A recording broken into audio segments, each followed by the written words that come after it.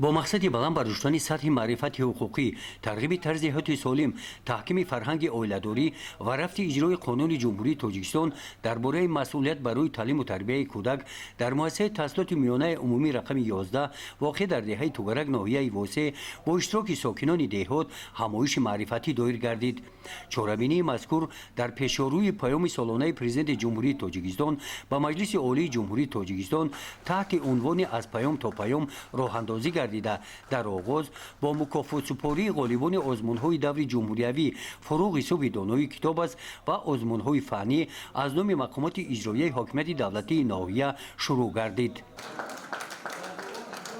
در این چهاربینی از دستاوردهایی که خوانندگان این مؤسسه تعلیمی از پیام تا پیام به دست آوردن نتیجه گیری نموده برای تشکیل و راه اندازی نمودن آزمون‌ها که در بلند برداشتن سطح معرفتناکی نسل نورس سهم ارزشمند گذاشتن، ساکنان دهات منتداری خود را به سرور دولت بیان نمودند.